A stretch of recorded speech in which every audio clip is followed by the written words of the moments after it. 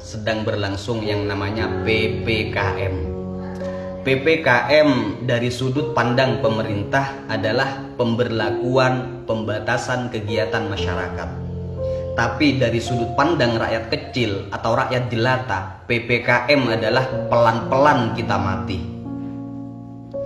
Banyak video yang berseliweran di sosial media, rakyat-rakyat kecil diperlakukan dengan sangat tidak adil. Para pedagang diusir, disemprot, dagangannya diacak-acak dan disuruh tutup lebih awal. Mereka dibentak-bentak layaknya pelaku kriminal kelas kakap. Padahal koruptor pun yang maling uang negara, yang jelas-jelas merugikan rakyat, belum tentu diperlakukan seperti itu. Buat para pemerintah terkait yang sangat saya hormati, mohon maaf atas kelanjangan saya. Saya hanya ingin mewakili rakyat-rakyat kecil yang merasa sangat dirugikan. Saya hanya mau bertanya, apakah adanya peraturan ini benar-benar karena kepedulian Anda kepada rakyat? Apakah tidak ada maksud lain? Kalau memang adanya peraturan ini atas dasar kepedulian Anda kepada rakyat, tapi kenapa seolah malah semakin menyengsarakan rakyat? Jujur, hati saya perih, Pak. Hati saya sakit sekali melihat beberapa video di sosial media rakyat kecil yang mencari rezeki untuk menyambung hidup diperlakukan tidak adil. Saya yakin seyakin-yakinnya mereka bukannya tidak mau mengikuti peraturan yang Bapak buat. Mereka bukannya ngeyel, Pak. Tapi karena mungkin mereka berada dalam keadaan yang dilematis. Jika mereka tidak jualan, dari mana mereka akan dapat uang untuk makan dan untuk menafkahi keluarganya?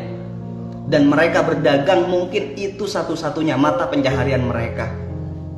Mereka berdagang bukan tidak takut corona, Pak, tapi mereka lawan rasa takut itu demi sesuap nasi.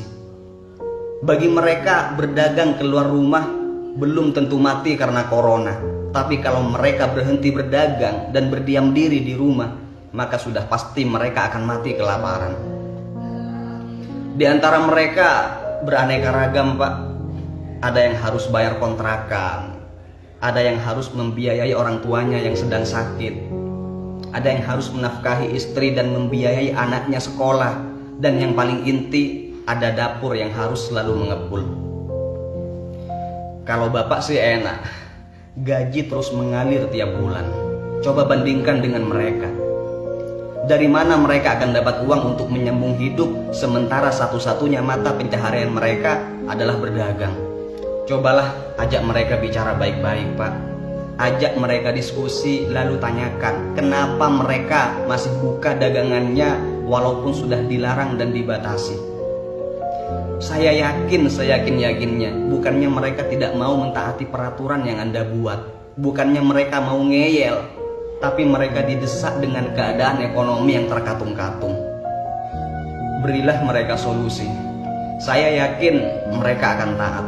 Jangan hanya mengadakan peraturan sepihak tapi tidak memberikan solusi pada rakyatnya. Anda digaji dengan uang rakyat bukan untuk menyengsarakan rakyat, Pak, tapi untuk mensejahterakan mereka. Sekali-kali jangan hanya razia masker, Pak. Cobalah melakukan razia pada rakyat-rakyat miskin yang membutuhkan bantuan. Jangan hanya anggaran corona yang diturunkan, Pak, tapi turunkan juga bantuan untuk rakyat kecil yang membutuhkan. Mereka rakyat kecil bukan tidak takut corona, Pak. Mereka takut, tapi mereka lebih takut kalau anak dan istri atau keluarganya di rumah tidak makan. Saya percaya corona itu ada, tapi saya yakin wabah ini pasti akan cepat berlalu jika diatasi dengan sejujur-jujurnya dan memakai hati nurani, bukan untuk kepentingan pribadi.